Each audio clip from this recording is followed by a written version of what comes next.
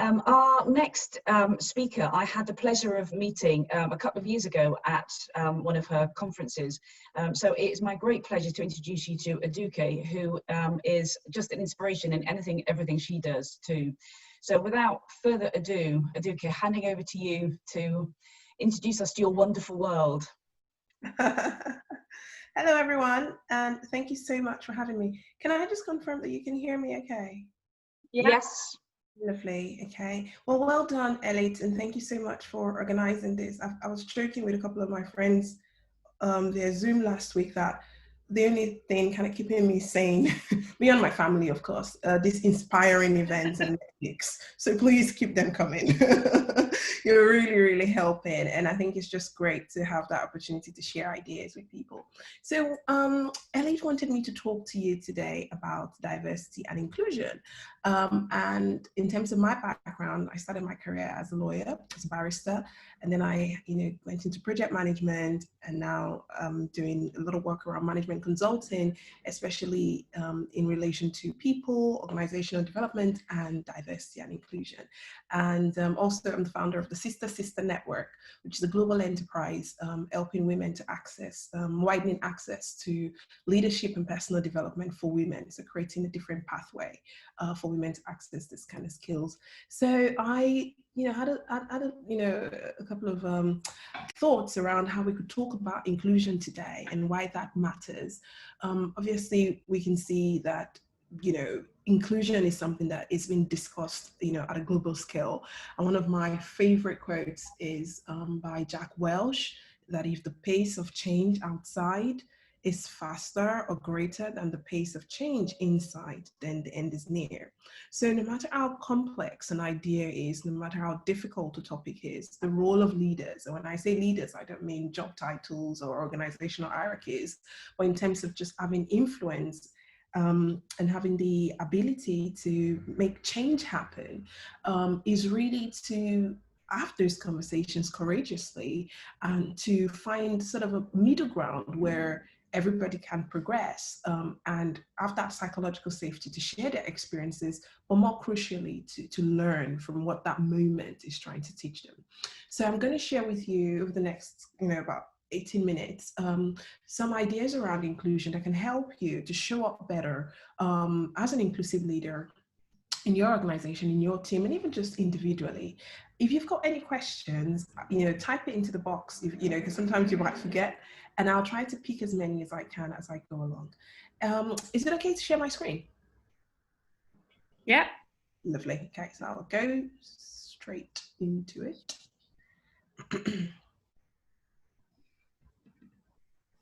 And I am guessing that you can see. Can you see my screen? Yeah. Good. Okay. So as I said earlier on, work for my own consultancy called Inclusiviti, and we do diversity and inclusion strategy and learning and development. And I've already shared a little bit about me, so I'll just carry it. So the first thing I wanted to talk about is this landscape of diversity, equity, and inclusion, just to kind of help you understand a little bit more what the challenges might be, but also what the opportunities could look like. So diversity is what you call the presence of human difference that can take the shape of anything. I know at the moment there's a lot of focus on race and ethnicity and gender, but diversity is a lot broader than that, and it's just the presence of that difference. Yeah, so I'm sure on this call we've got about 100 people from different backgrounds, think differently because we've got neurodiversity as well, different socioeconomic groups, different ethnicities, age groups. So that is what we call diversity. The crucial thing to keep in mind is that diversity does not automatically translate into inclusion. Yeah, so sometimes leaders think, well, we've got a really diverse workforce. We've really invested a lot of money in bringing diversity into the workforce, but you don't necessarily start reaping the dividends of that human difference until you move from diversity to that equity and inclusion of space. Now, equity is simply recognizing that people are different and that their needs are different, and then creating something that enables them based on their differences.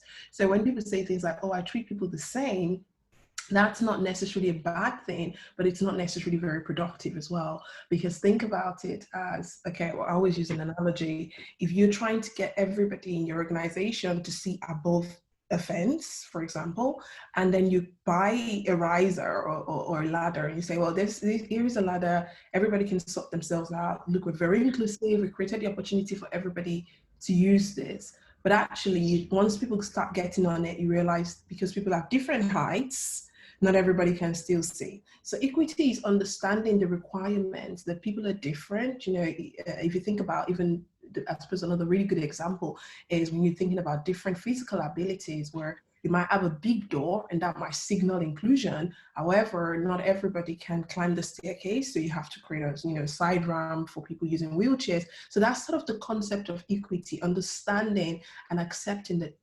inequalities exist in our societies. And so we have to step up and try and plug those wherever they exist.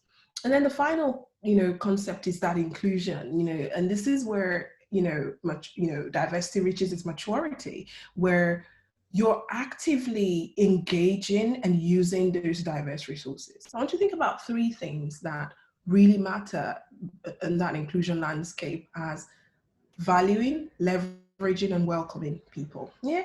And I would say valuing, leveraging, and welcoming difference. Yeah. So when you're in an organization where there's quite a lot of diversity, when you move from just the presence of that diversity to starting to value that diversity, understanding how that diversity can help your business, can help your organization, and then you start to leverage those opportunities and welcome them, that's really when you can measure and really say you're being inclusive.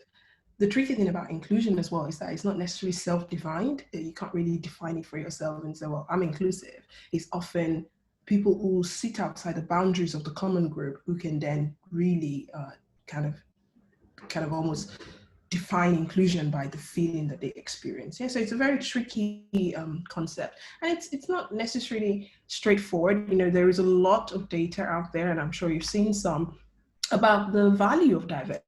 And I have some examples I'll share with you. But one thing to keep in mind is that it is complex, it takes commitment, and it takes time. So just thinking about just your organization, how you might think about that diversity, equity, and inclusion a little bit differently as being a progression rather than a kind of just like a state of affairs. So the important thing, as I said, is to know that inclusion is not the natural consequence of diversity. You don't just get inclusion because you're diverse. It takes intentional focus, creating an environment which any individual or group feel welcome and they are able to fully contribute. Yeah? Now, talking about inclusion can be quite emotive because people then start feeling a bit, oh my God, am I doing something bad? And all that kind of, all those kind of negative emotions. But it really is it's very much a human issue. No matter where you are and who you are, whenever you're taken outside your core social category, whether that's gender, whether that is ethnicity or race or religion, whatever, there is a stretch that happens. Yeah, so that's normal. Whether, I've got clients all over the world, and it's not necessarily something that is bespoke to England, China, Kenya, or whatever. It's just the human response to change is often self-preservation. So this is why having that mindset, that really open mindset to learn about it, is the best way to kind of approach it, rather than going into that zone of fear and panic that, oh my God, this is a complex situation. Now, I'm not going to spend a lot of time here, but I'm just going to very briefly talk about why diversity and inclusion might matter in an organizational context. And broadly, you're looking at three things. When you've got a diverse workforce and you've got an inclusive workplace, you're looking at one, brand perception and business growth. So we know that in today's world, customer choice, consumer choice is not just dictated by price. It's now people want to patronize businesses that they feel a sense of affinity with. People are spending their money wisely. They understand that money is power, and they're trying to use that to make a statement sometimes. So for organizations who have quite a conscience, a social conscience, some people might call it CSR. They find, research shows that they have more brand equity. And then business growth as well. And I'll show you L'Oreal as a case study shortly, because it allows you thinking a bit more inclusively and being a bit more diverse, offers you the opportunity to start to be more creative, explore new territory, explore new markets. And so inherently, you kind of make more money. The second thing is around team building, well-being and performance. That's a no-brainer, but it's on both sides. So when we're inclusive as individuals, our well-being is a lot more positive, because it's a good, it's a good feeling to be able to carry people along, but also the people that are being included, they feel more engaged, more energized, they feel more creative, and so therefore you've got a little bit more you've got overall more well-being. The team is a bit more, the teams are a little bit more fused, and ultimately that translates into some sort of performance edge.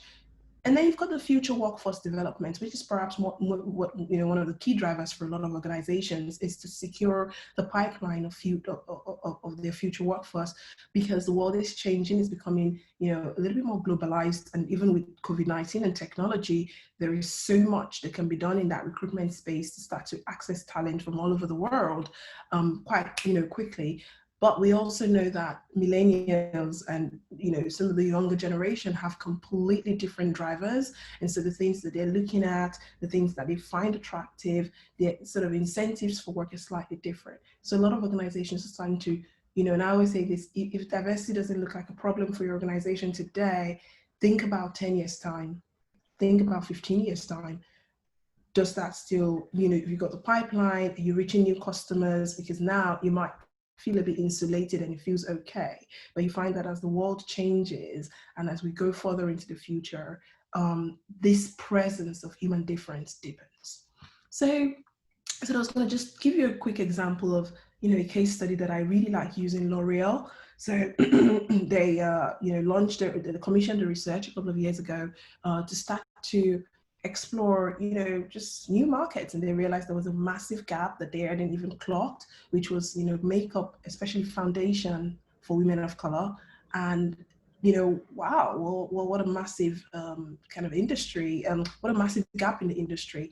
And what they did was, employed some really diverse teams to create a product and create a solution, and launched a product that has massively increased their market share. So sometimes just thinking about diversity beyond that moral argument of it's the right thing to do, it is absolutely the right thing to do, but also thinking about this is actually something that will come to you as a business if you don't go to it. And so it's better to kind of start to think about it now before you start to, before you get to a stage where you're losing market share or you're losing team performance or your future pipeline is not as secure as you want it to be. But on a more human level, this is one of my favorite quotes by the incredible Vanna Myers. Diversity is being invited to a party and inclusion is being asked to dance. Yeah, so it's really that difference, that stage where you move from, hey, this person is different from me, to, hey, that's a good thing. Like, that's something I can work with. That's something I can leverage. That's something that no longer scares me, but actually empowers me and opens me to new insights. So I just want us to pause for a couple of minutes and think about, within your organization, how can, and your team actually, or even for you personally, how do you think diversity and inclusion can improve your team? Yes, just have a thought, around what are some of the ways where, having a lot more diverse opinions, backgrounds, thoughts, and outlook, and including those, leveraging those, what are some of the ways that those can translate into, sorry, do you know what? I've got such a terrible sore throat and it flares up, it comes and goes. So I think to that stage where my voice is about to go crazy if I don't clear my throat. So think about how diversity and inclusion could benefit your team and your organization. And it'd be great to kind of see some of the thoughts, if you've got any, in the chat box, to just kind of reflect on what, how can this help within our context? Can we kind of get into new sort of territories? Can we make more money? What are some of the ways that inclusion can help us as an organization?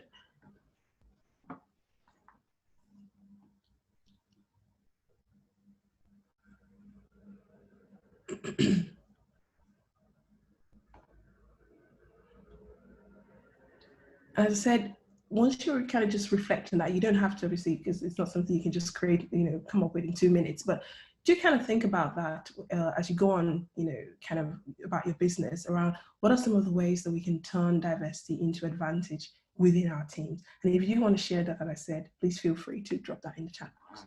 So we've talked about diversity as inclusion and equity as sort of notional concepts, but then what is the right, people always ask me, what is the right response then? Now that I know, what should I do? What was the best response to diversity?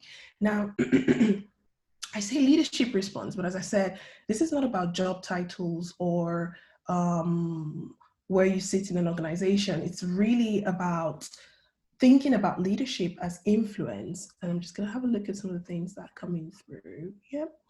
So you can tap into different perspectives to support businesses. Yes, absolutely, to be more resilient, bring different perspectives to improve how we work better and respond to our customers. That is so true. And if you even think about it at a very personal level, just expanding your decision networks can make you a better leader. So typically when we have challenges at work, we always go to the same people.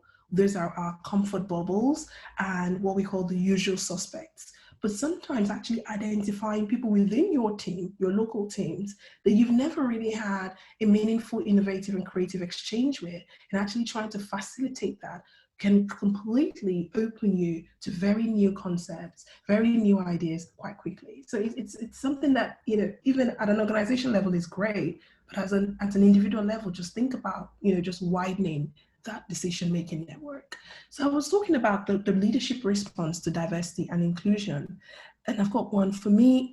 Diversity and inclusion brings better ideas, empathy, and understanding of the people who make businesses work. Absolutely. I mean, how can we lead people that we don't understand? So inclusion is that bridge almost of understanding people, their perspectives, their drivers, so that we can, be better. We show up as better leaders. And, and I say leaders again, within that context of influence, impact, and action.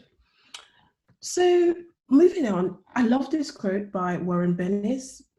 To an extent, leadership is like beauty. It's hard to define, but you know it when you see it. So a lot of times we find it really difficult to define this whole concept of leadership, especially when you're now trying to apply it within a very complex, frame of activities like inclusion, diversity that touch on very, very personal and sensitive issues. But historically, if we look at what leadership was, it's more command and control. Leadership historically was derived from position, power, and the belief that leaders were just born with it, with gifts. You believe that leaders were just superhuman and they just turn up to this world with all of the skills they need to be excellent at leadership. But over the years, we've seen that that's not necessarily true, and that leadership, as it's emerging now, is really all about individuality, the power of relationships, and the context in which you apply it. Which is why you might look at certain leaders across the world who you think, how did this person become such a notable figure? But their ability to connect with people, to apply that connection to a really relevant context, is what makes them really stand out. So leadership has shifted from that setting the scene from the top and just kind of tasking people. And so when you're thinking about even applying that outside your cultural, your main cultural group, it becomes a little more complex. So I'm going to share with you 2 ideas on leadership that can help you to lead better, especially when you're leading outside your culture groups. The first is, I'm sure you've heard of this, servant leadership by Robert Greenleaf. So servant leadership is this notion that leadership begins with service, and it is a natural feeling for servant leaders to want to serve. They make a conscious effort to be of service. The best test of servant leadership is, do the people that we're serving as leaders, are they growing? And servant leaders tend to focus on the least privileged in any context. So they're looking at the least empowered in a team, the least empowered in an organization, and then they're measuring the success of their leadership by how well those people develop. Yeah. So this is a very visual representation of Servant Leadership by People magazine. So by People Managing People, sorry. So leadership traditionally starts from the top, and then it cascades into an hierarchy. Servant leadership is more of a pyramid. It derives from the people, it derives from the people that you're leading. And so the employees are at the forefront. So you're thinking about your team members, you're thinking about the people you work with on a day-to-day basis, and you're thinking, how can I support them?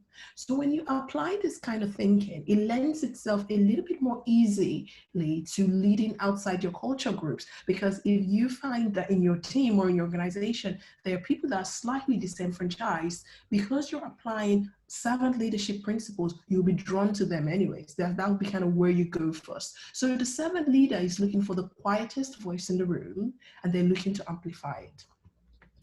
Now, another thing to think about servant leadership is that it dials down the ego. It dials down the performance-centric feeling of we have to be good all the time. And it focuses more on, how do I create safe environments for people? What are my values? And how do I value others over my own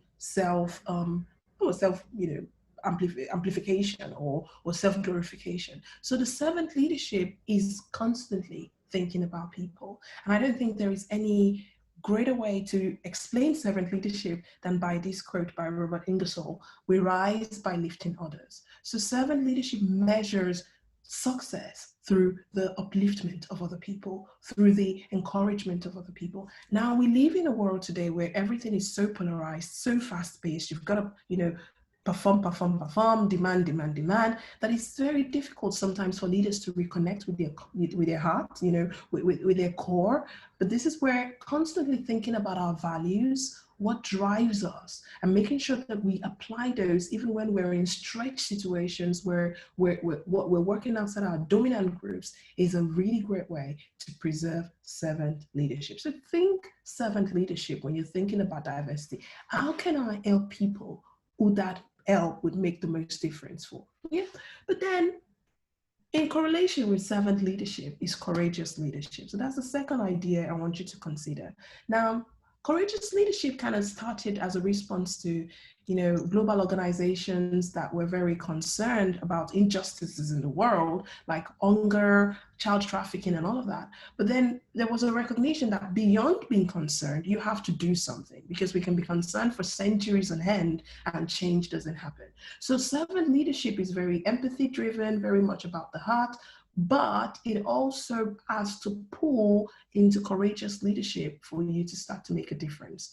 And courageous leaders are brave, they have heart, and they're exceptionally intellectual to think about ways that simple actions can make drastic changes. Yeah. So they're creative, they're constantly thinking of how to solve the problem. So beyond connecting with people, beyond understanding that injustices occur and trying to serve the most undeserved, a courageous leader also knows that sometimes you have to stand. And sometimes being a courageous leader might be, kind of standing up to people and saying, these are my values, this is what I believe in, not necessarily in a confrontational way, but in a way to offer education and a better way. Now, as I wrap up, I just want you to think about some of these things in relation to courageous leadership.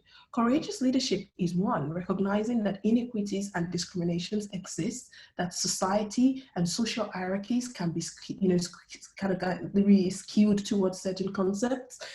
You acknowledge that sometimes we all have biases and belief systems. I have, you have, and part of that courage, because people think about courage in terms of applying the courage to other people, but the courage starts first with you, applying that courage to your own thinking, to your own belief systems. I say that, as I've grown older, my mom jumps out every now and again when I'm talking and is like, where did that come from? And that's how ingrained our belief systems are, in the way that we think. Honestly, we haven't got enough time to talk about the neuroscience of our brain. Most of the times, we have no clue what we're thinking. It's our brain feeding us information, and our brain is only deriving information through existing precedences. things that have happened before. It's bringing up stuff. So challenging yourself, having the courage to say, why do I feel that way?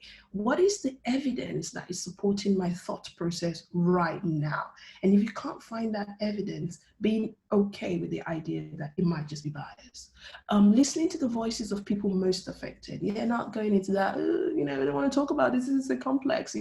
How do we help people if we can't, in the first instance, hear them? One of the things I said in my TEDx talk was, inclusion starts with listening. You have to listen to people to understand, not listen to respond, but listen to validate them and to gain insight in order for you to be able to help.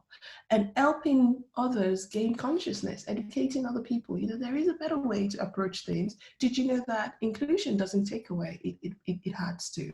And providing advocacy for marginalized colleagues. And so if there's something I want you to take away from today, is that constantly thinking about inclusion not being organic is something we have to work towards. And one of the fastest way to become more inclusive is to think about who needs me the most and how can I help them, and to show up with courage in the way we deal with ourselves, the way we think, the way we approach the world, but also to start to offer people a better way to behave as well.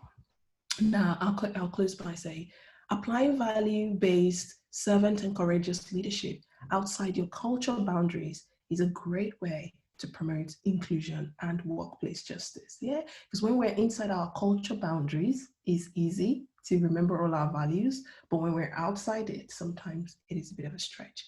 Now, I'll give you something else to reflect on, but I would like to just, I love this quote by Brené Brown.